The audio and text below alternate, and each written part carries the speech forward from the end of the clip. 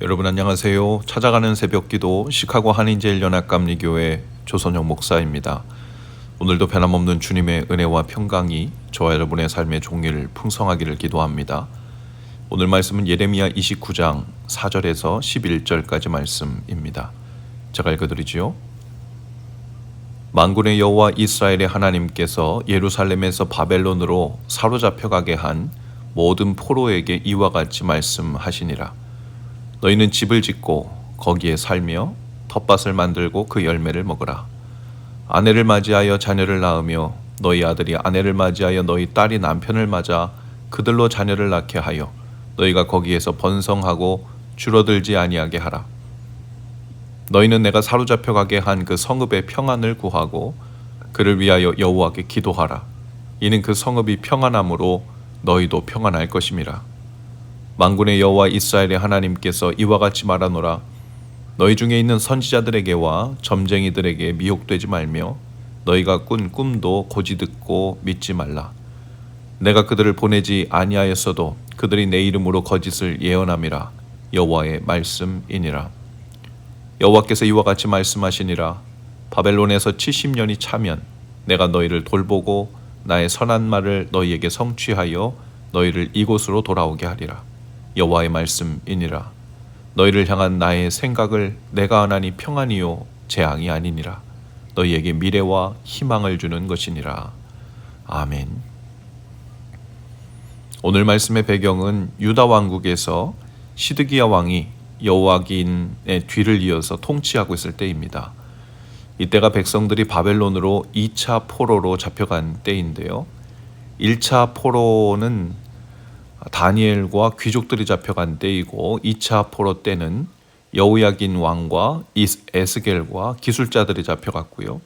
3차 포로 때는 성전이 파괴되고 시드기야가 눈이 뽑혀 잡혀간 때입니다. 그리고 예언자 예레미야는 예루살렘에서 바벨론으로 포로가 되어 잡혀간 장로들 가운데 살아남은 사람들에게 이렇게 편지를 씁니다. 또 바벨론에 있는 제사장들과 예언자들과 온 백성에게 하나님의 편지를 전하죠. 이런 상황에서 하나님은 백성들에게 어떤 말씀을 주셨을까요? 그래 이제 정신을 좀 차렸느냐? 그러니까 내가 내 종들을 보낼 때 그만큼 경고를 많이 했지 않느냐? 빨리 회개해라. 그러면 내가 되도록 빨리 너희를 다시 구원해내겠다. 고향 땅으로 돌려보내주겠다. 라는 식의 격앙된 말씀이 아니셨습니다. 예레미야를 통해 전해주신 하나님의 말씀의 톤은 아주 고요하고 침착해 보입니다. 타국의 포로로 잡혀간 백성들에게 하나님은 이렇게 말씀하시죠. 5절입니다. 너희는 거기에 집을 짓고 거기에 살며 텃밭을 만들고 그 열매를 먹으라. 아내를 맞고 자녀를 낳고 또 너희의 아들이 또 그 아내를 맞이하게 하고 너희의 딸이 또 그 남편을 맞이하게 하여 손자 손녀를 낳고 거기서도 번성하고 줄어들지 않게 해라. 마치 백성들에게는 이런 말씀으로 들렸을지 모릅니다. 얘들아, 너희는 이제 당분간 아니 너희 자녀와 손주들을 볼 때까지 고향 땅으로 돌아온다는 생각은 접고 거기서 잘 살 궁리나 해라. 자녀들뿐 아니라 자녀들의 자녀까지 잘 살고 텃밭을 가꾸고 먹고 살 준비를 하라고 하십니다. 게다가 자신들을 사로잡아간 바벨론 정부를 위해서도 기도까지 하라고 하시죠. 그래야 너희도 그곳에서 때가 찰 때까지 평안히 거할 것이기 때문이라고 하십니다. 이 말씀을 들은 백성들은 어떤 마음이었을까요? 아니 하나님께서는 마음을 돌이키셔서 우리를 용서하시고 구원해 주실 마음이 없다는 말씀을 저렇게 매몰차게 하시는 걸까? 하는 생각이 들었을지 모릅니다. 자녀의 자녀들이 시집장가를 갈 때까지면 영원히 여기 살라는 말씀 아닌가? 우리를 그렇게 오랫동안 구원할 마음이 없다고 하시면서 왜 집을 짓고 텃밭을 가꾸고 자녀들과 손자들 낳고 잘 먹고 잘 살라고 하시니 이 말씀은 도대체 저주하시는 말씀인가 소망을 주시는 말씀인가 하고 헷갈렸을 것입니다. 또 8절에 보면 내가 너희를 버렸다라는 식의 말씀을 하시는 것 같으면서도 그곳에 사는 동안 거짓 예언자들과 점쟁이 꿈꾸는 자들이 말하는 것을 듣지 말고 나의 때를 잘 참고 기다리라고 하십니다. 백성들로서는 심란했을 것입니다.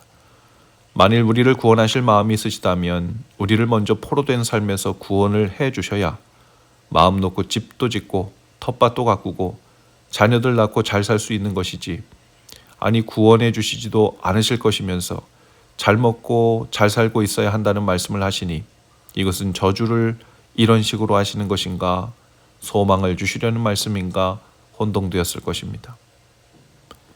일부 유다 사람들은 포로 생활에서 벗어나지 못하는 한 그들의 모든 삶은 재앙이고, 재앙에서 벗어나지 못하는 삶에는 소망이 없다고 생각했을 것입니다. 실제로 바벨론의 포로가 된 신분으로 무슨 소망을 갖고 살 수 있었을까요? 바벨론 사람들의 억압으로 불안해하며 절망적인 현실을 날마다 마주했을 것입니다. 그러나 하나님이 유다를 향해 갖고 계신 생각은 현재에는 평안을 주기 위한 것이고 동시에 미래에는 희망을 주려는 생각이라 하십니다. 그들을 훈련하여 더 크게 쓰시고자 하시는 계획을 가지셨고 소망 중에 그들을 훈련하시고자 하셨습니다. 백성들은 포로인 신분이 바뀌지 않고 고향 땅으로 돌아가지 못하고 이국 땅에 잡혀 있다는 현실을 볼 때에는 도저히 소망을 볼 수 없고 하나님의 계획 속에 있다는 것도 믿기 힘들었을 것입니다. 그러나 하나님께서는 하나님의 선한 일을 분명히 행할 것이고 틀림없이 소망을 주실 것이고 희망을 주려는 계획이니 내 말대로 하라는 말씀을 하십니다.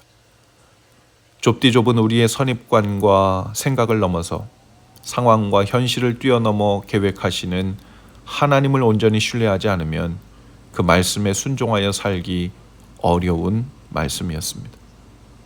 예레미야를 통해 하나님의 이 말씀을 듣고 백성들 중에 아마도 두 종류의 반응들이 있었을 것으로 보입니다.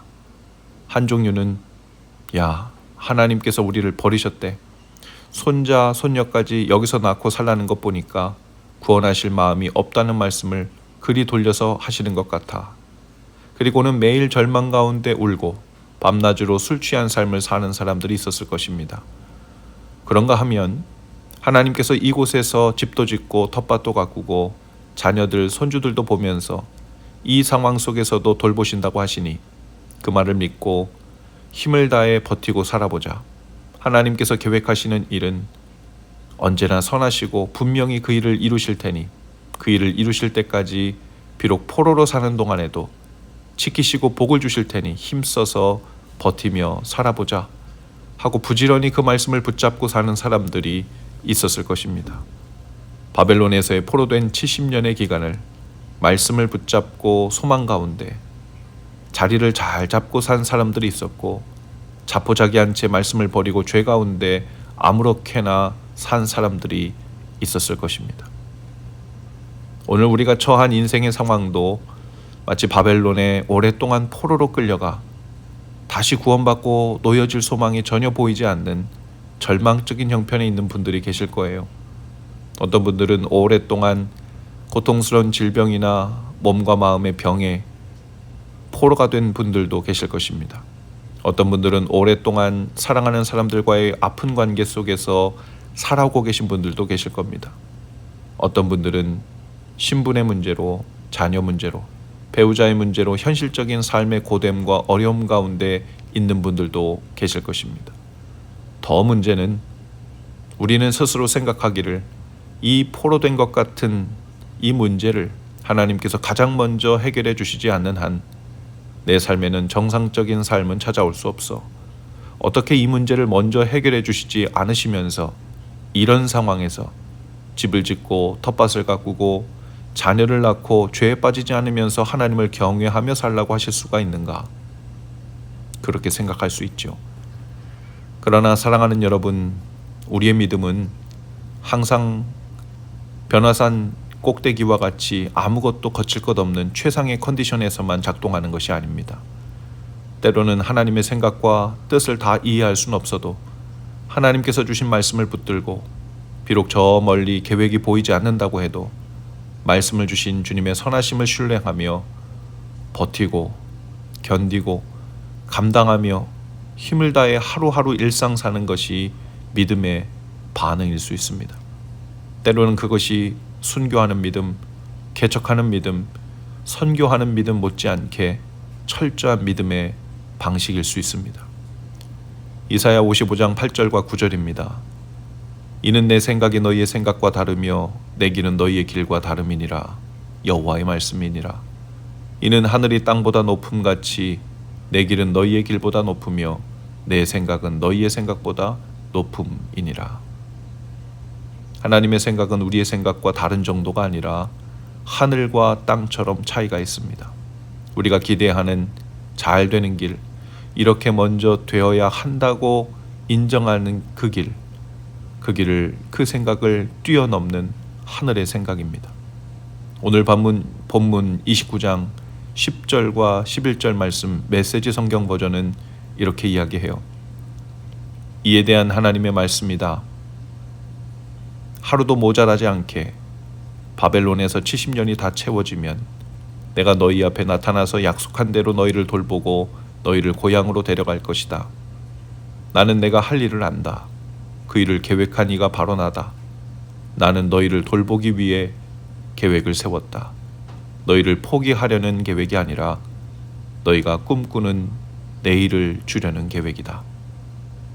사랑하는 여러분, 오랫동안 기다리고 기도했어도 아직 포로로 잡혀있는 듯한 상황 속에 계시다면 일은 하나님께서 우리를 포기하시려는 생각이 아니라 내일의 소망을 주시려는 선하신 생각이심을 믿고 오늘 하나님 앞에서 힘을 다해 집을 수리하고 텃밭을 가꾸는 일, 즉 내가 힘을 다해 감당할 수 있는 일상의 일들을 하며 그 날들을 신실하게 채우시기 바랍니다.